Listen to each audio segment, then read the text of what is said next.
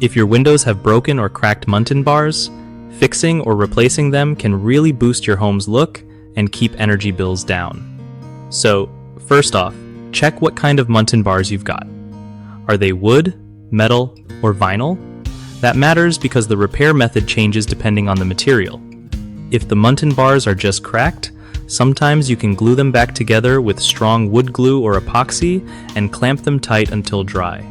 For broken Muntins, you might need to remove the damaged bar carefully without messing up the glass or the rest of the frame. Sanding and repainting wooden Muntins after repair helps them blend right in and keeps moisture out.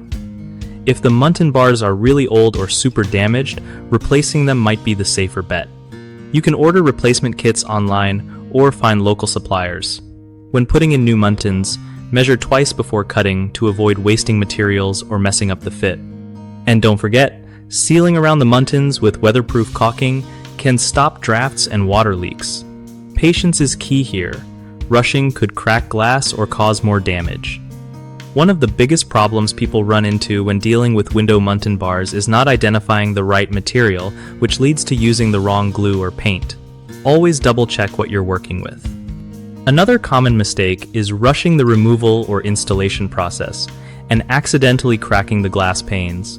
Take your time and use proper tools to avoid extra costs.